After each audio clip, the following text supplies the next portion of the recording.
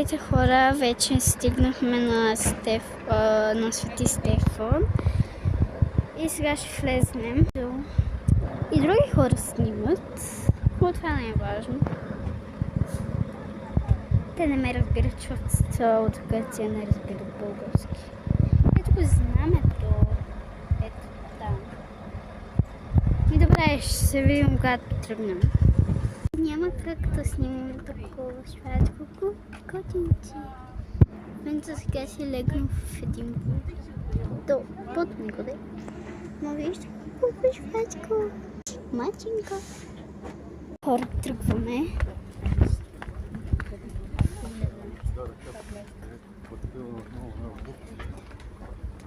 Погледнете хора. Не ли прекрасно? Вижте гледката.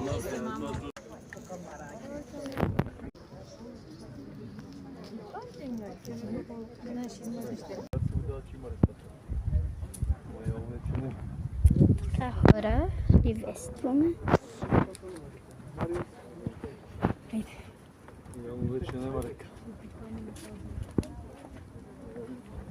Още едно котенце, което ще дава.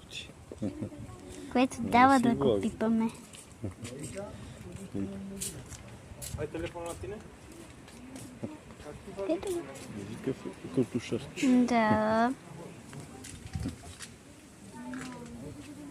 Чмичка. Тук не може да снима. Там беше пазарче. Не пазарче точно.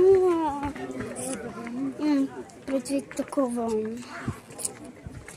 храмче, където как са писали хората, какви книги имало, и гривни ланчета имаше. Да, пазарчник.